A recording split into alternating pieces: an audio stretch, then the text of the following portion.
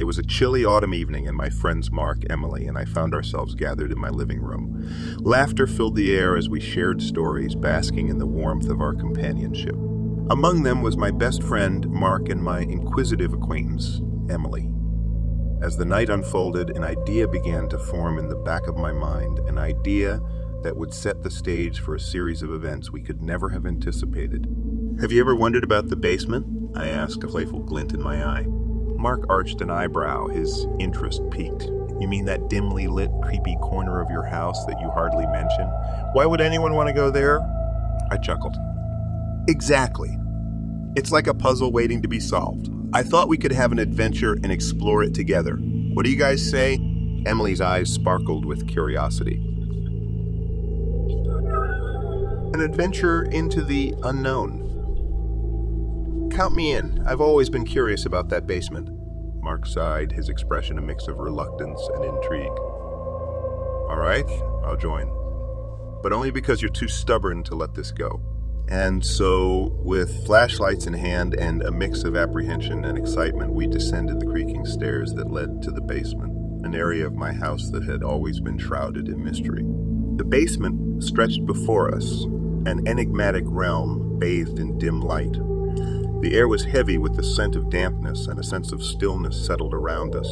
Dusty furniture, long-forgotten relics, and boxes of memories gathered dust untouched by time's relentless march. As we moved further into the depths of the basement, a series of peculiar occurrences began to unfold. A sudden draft of chilling air brushed past us, even though there were no windows nearby. The temperature seemed to plummet, as if we had stepped into an alternate reality. An odd mixture of determination and curiosity kept us moving forward, our flashlights cutting through the shadows. In the corner of the basement, we stumbled upon an old, ornate mirror, a relic that appeared out of place amidst the basement's haphazard collection of items.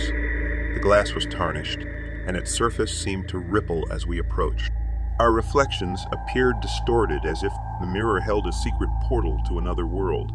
The longer we stared into the mirror, the more the basement itself seemed to transform. The walls warped and stretched, furniture twisted into bizarre shapes, and the air itself grew heavy with a palpable tension. The beams of our flashlights flickered and danced, casting an eerie glow that painted the room in shades of uncertainty. A soft, whispering sound filled the air, like the murmurs of distant voices speaking in an ancient, incomprehensible tongue. Panic stirred within us, and we exchanged uneasy glances. "Is this some kind of elaborate prank?" Mark's voice wavered. As we attempted to retrace our steps and head back upstairs, the basement seemed to shift and contort, thwarting our efforts to find our way back. Panic escalated into dread as the darkness enveloped us, leaving us disoriented and struggling to navigate. Emily's flashlight flickered and died, plunging us into complete darkness. "Guys, I can't see anything." Emily's voice trembled. "We need to stick together," I urged, my voice betraying my own fear. But as I reached out, my hand met empty space. My heart raced as I called out their names, only to be met with silence, an oppressive stillness that seemed to swallow my words. Left alone in the suffocating darkness, I fumbled my way forward, my palms grazing cold, clammy walls.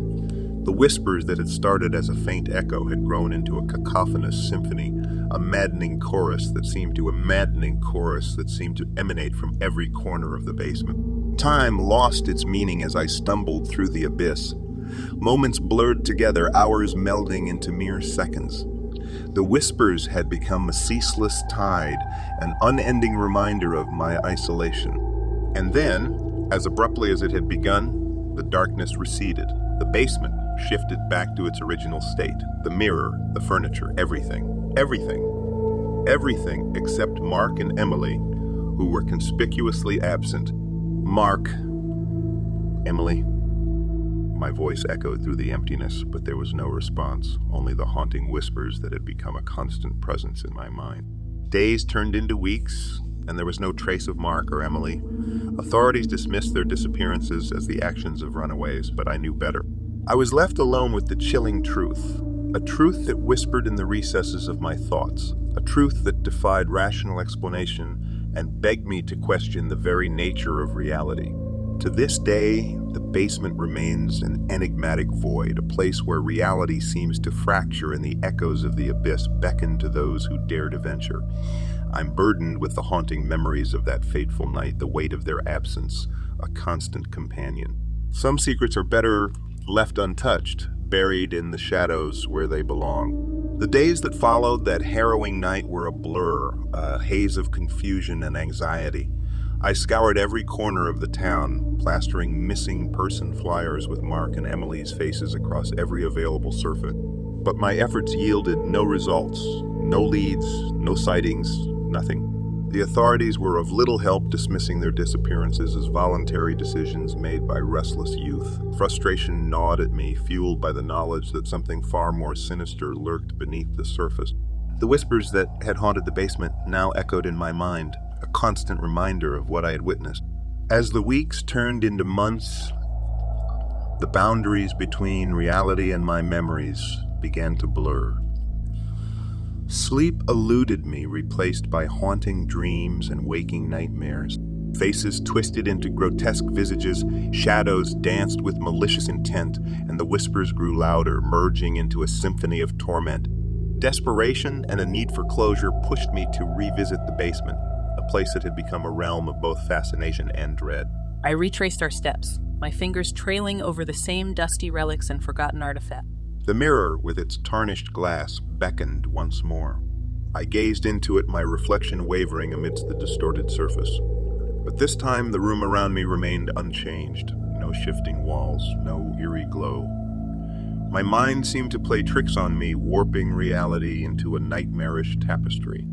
And then a chilling realization struck me. What if the basement was a conduit to a world beyond our understanding? A realm that existed beyond the limitations of our senses. A place where Mark and Emily were trapped, just out of reach. With newfound determination, I decided to delve deeper into the enigma that was the basement. I combed through old records, researched the history of the house, and spoke to anyone who might possess even a sliver of information. The truth, it seemed, was elusive, buried beneath layers of time and secrecy. One day, while sifting through ancient documents in the town's archives, I stumbled upon an old newspaper article. The headline spoke of strange occurrences, disappearances, and a series of inexplicable events that had plagued the town for centuries. The article mentioned a hidden cult rumored to dabble in forbidden rituals and summoning of otherworldly entities. As I delved deeper into the article, a name jumped out at me: the Order of the Abyss. The cult had supposedly conducted their rituals in secret, seeking to tear through the fabric of reality and open a gateway to other dimensions. My heart raced as the pieces of the puzzle began to align. Could the basement be a conduit created by this cult, a door that connected our world to the very abyss they sought to open? And had Mark and Emily inadvertently stepped into this dark realm, becoming lost in its depths? With renewed determination, I returned to the basement, armed with newfound knowledge. The mirror stood before me, a threshold to the unknown. I gazed into its tarnished glass, my reflection merging with the distorted surface. As I stared, a chorus of whispers enveloped me. But this time, the whispers were clearer, distinct voices that seemed to speak directly to me. Memories flooded my mind, snippets of conversations, faces, and emotions. I saw Mark and Emily trapped within a realm of shadows, struggling to break free. I reached out, my fingers grazing the mirror's surface. The whispers grew louder, a cacophony of voices pleading for release. With a surge of determination, I pushed against the mirror, the glass yielding to my touch. It shimmered and wavered like liquid, and before I knew it, I was stepping through into a realm of darkness. The world beyond was a nightmarish expanse, a landscape of shifting shadows and formless entities. The air was heavy with a palpable sense of malevolence, and the ground seemed to writhe beneath my feet. The whispers that had haunted my thoughts were now a chorus of tormented souls, voices that carried a symphony of agony. I navigated the abyss, driven by the hope of finding Mark and Emily. But the realm seemed to stretch on infinitely, its boundaries elusive and maddening. Time became an abstract concept, minutes blending into hours, days into eternities. As I ventured deeper, I caught glimpses of Mark and Emily, their forms flickering like distant stars. They were trapped, caught in a web of despair that seemed impossible to escape. With each step, the abyss seemed to tighten its grip, distorting reality and testing the limits of my sanity. The whispers grew louder, more insistent, urging me to embrace the darkness, to surrender to the abyss itself. But I resisted, my determination a lifeline that kept me anchored amidst the chaos. With every ounce of strength, I pushed forward, reaching out for Mark and Emily. And then, against all odds, I felt their presence, faint, distant, but undeniably real. Guided by an unyielding resolve, I continued onward until at last I stood before them. Their eyes held a mix of surprise and relief, as if they had lost all hope of being rescued from the abyss. With a trembling voice, I called out to them, my words a beacon of connection amidst the darkness. Mark, Emily, we can break free from this place. We can find a way back. Their expressions shifted from disbelief to hope, and together we formed a pact to defy the abyss, to escape its clutches and to return to the realm we once knew. With joined hands, we focused our willpower, channeling our determination into a single goal. The realm around us trembled, the very fabric of the abyss buckling under the weight of our collective determination. The whispers that had tormented us turned into a cacophony of rage, a symphony of anguish and frustration. But we held firm, our unity a testament to the strength of human connection. And then, as if the universe itself responded to our plea, the abyss began to unravel. Reality seemed to fold upon itself, the darkness dissipating like mist in the morning sun. We were surrounded by blinding light, a brilliance that banished the shadows and shattered the confines of the abyss. As the light subsided, we found ourselves back in the basement, our bodies tingling with the residue of the otherworldly realm we had escaped. The mirror, once a gateway to darkness, now stood inert, its surface still and unyielding.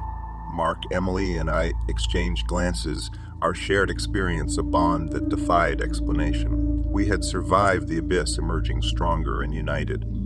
The whispers that had haunted us had lost their power, their malevolence shattered by the strength of our resolve.